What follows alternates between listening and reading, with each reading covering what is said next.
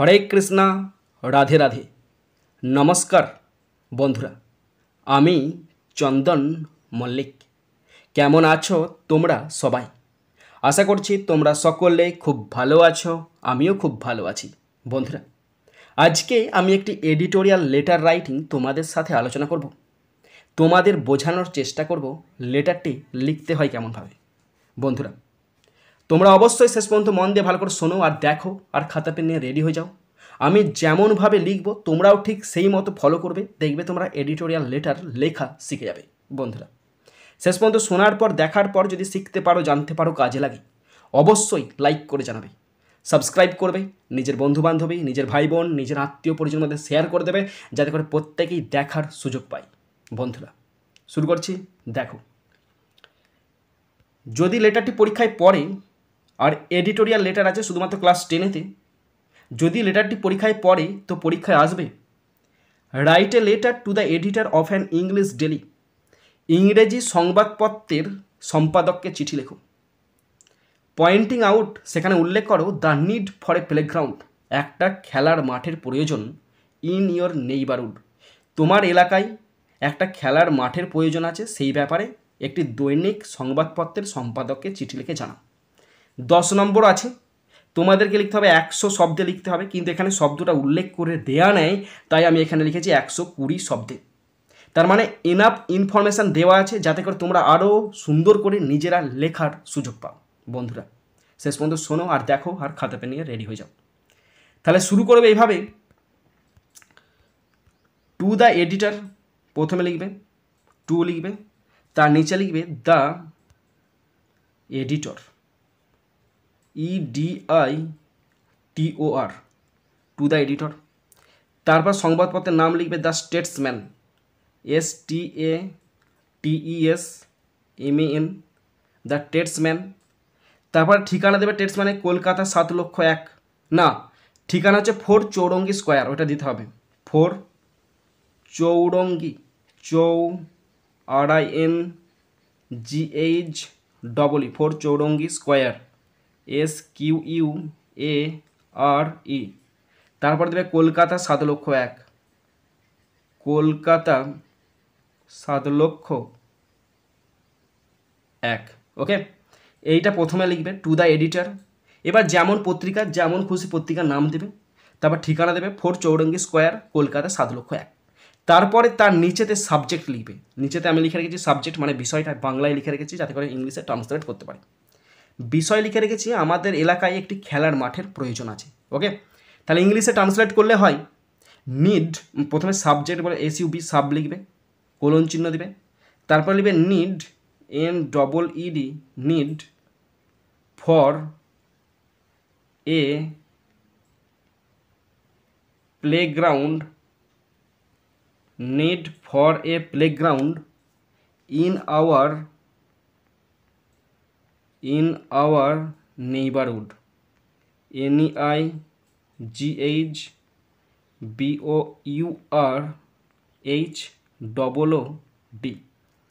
Need for a playground in our neighbourhood.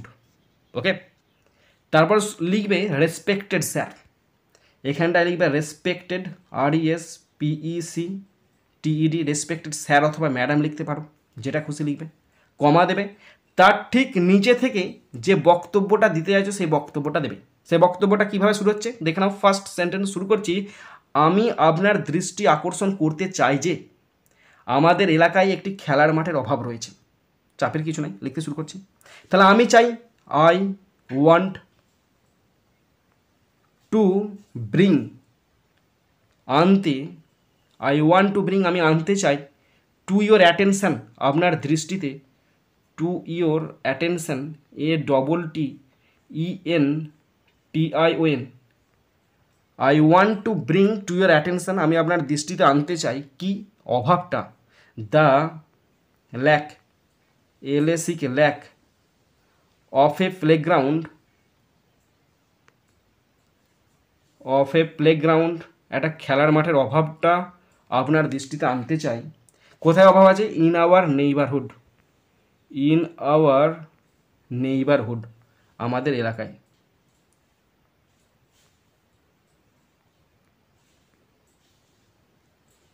Stop. বাংলায় কী ছিল? আমি আপনার দৃষ্টি আকর্ষণ করতে চাই যে আমাদের এলাকায় একটি খেলার মাঠের অভাব রয়েছে। I want to bring to your attention the lack of a playground in our neighbourhood, আমাদের এলাকায়। ওকে, নেক্সট সেন্টেন্স করবে, এখানে অনেক শিশু আছে কিন্তু খেলার জন্য কোনো উপযুক্ত জায়গা নেই। তাহলে এখানে আছে অনেক শিশু, তাহলে there are many children here. তাহলে লিখবে there, THERE, there are many, MANY, many children here, HERE, here. There are many children here, but কিন্তু, but they have no proper, but কিন্তু তাদের নেই, they have no proper place, PROPER, no proper place, PLACE, place to play, কিন্তু তাদের খেলার জন্য কোনো proper place নেই।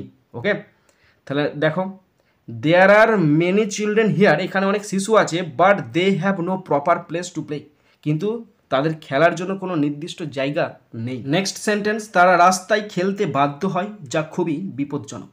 ওকে, তাহলে তারা বাধ্য হয়, দে আর ফোর্সড, দে আর ফোর্সড,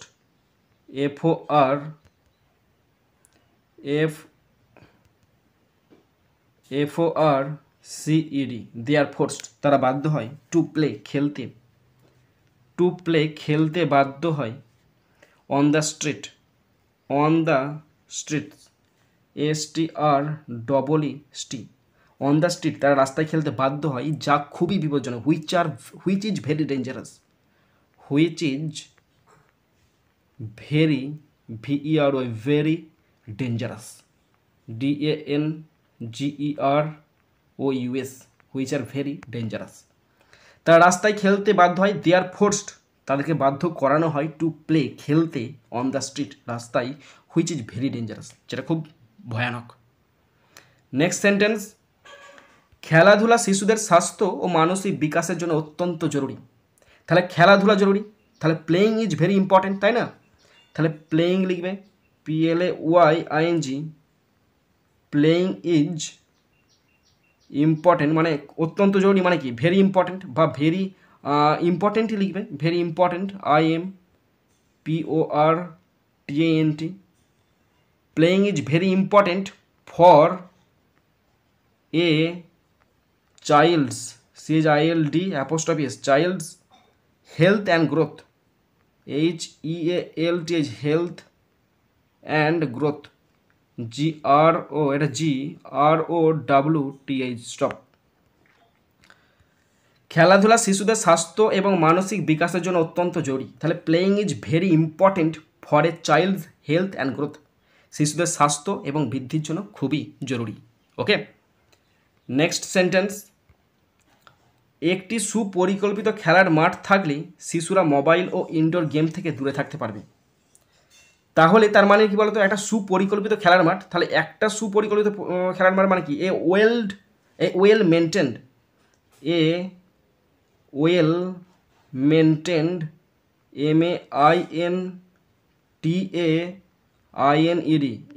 মেনটেন্ড প্লেগ্রাউন্ড, একটা ওয়েল মেনটেন্ড প্লেগ্রাউন্ড সাহায্য করবে ছেলেদেরকে ফোন থেকে দূরে থাকতে। তাহলে উইল অলসো হেল্প, আরও সাহায্য করবে, উইল অলসো হেল্প, সাহায্য করবে কি করতে, দূরে থাকতে, কাদেরকে, ছেলে মেয়েদেরকে দূরে রাখতে সাহায্য করবে, কিপ চিলড্রেন, দূরে রাখবে ছেলে মেয়েদেরকে, কিপ চিলড্রেন অ্যাওয়ে, দূরে রাখবে কি থেকে, মোবাইল থেকে। তাহলে থেকে মানে কি, from, FROM, from mobile, MOBILE, mobile এবং ইনডোর গেম থেকে, তাহলে mobile and indoor games, INDOR, indoor games, GAMES, games, বাইরেতে খেললে কত সুবিধা, তাই না? বাইরে আউটডোর গেম কত উপকারী। তাহলে কি সেন্টেন্স ছিল, বাংলায় ছিল, একটি সুপরিকল্পিত খেলার মাঠ থাকলে শিশুরা মোবাইল ও ইনডোর গেম থেকে দূরে থাকতে পারবে। তাহলে ওয়েল মেনটেন প্লেগ্রাউন্ড, একটা ভালো বা সুপরিকল্পিত প্লেগ্রাউন্ড, উইল অলসো হেল্প, আরও সাহায্য করবে, কিপ চিলড্রেন, ছেলেমেয়েদেরকে রাখতে, অ্যাওয়ে, দূরে, ফ্রম মোবাইল থেকে, অ্যান্ড ইনডোর গেমস, এবং ইনডোর গেমস থেকে দূরে রাখতে সাহায্য করবে। ওকে, এরপরে তোমরা প্যারা চেঞ্জ করে দেবে। প্যারা বলে আমি লিখে দিলাম, প্যারা চেঞ্জ করে লিখবে, আমি স্থানীয় কর্তৃপক্ষের কাছে আবেদন জানাই যেন আমাদের এলাকায় একটি খেলার মাঠ তৈরি করা হয়। তাহলে আমি জানাচ্ছি কর্তৃপক্ষের কাছে আবেদন। তাহলে আই রিকোয়েস্ট REQUEST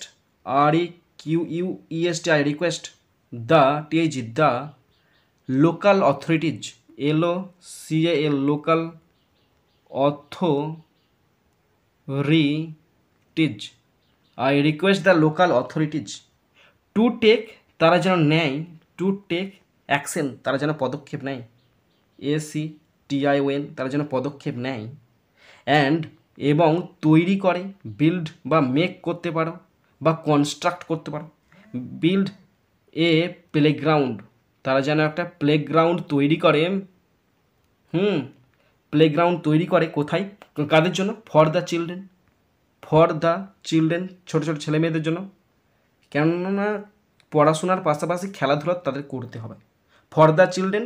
ওকে, এটুকুই ফর দ্য চিলড্রেন। আমাদের বাকি রয়ে গেল আমাদের এলাকায়, তাহলে in our locality LOCALITY,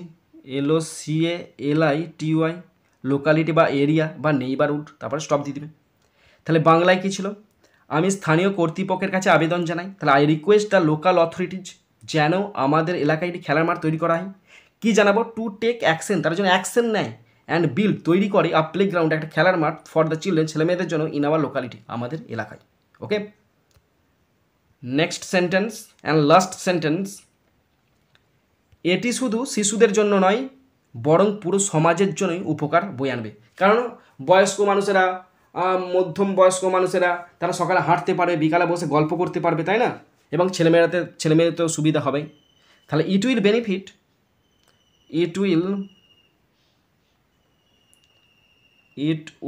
BENEFIT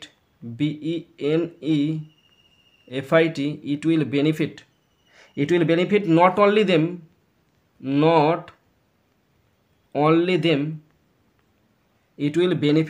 only them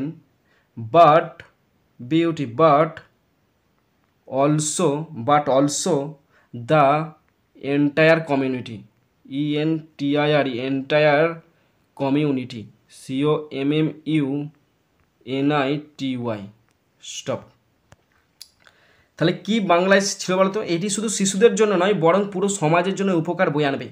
it will benefit not only them, শুধু তাদেরকেই সুবিধা দেবে না, but also the entire community, পুরো সমাজকে একটা সুবিধা তারা দেবে, মানে খেলার মাঠ সুবিধা দেবে।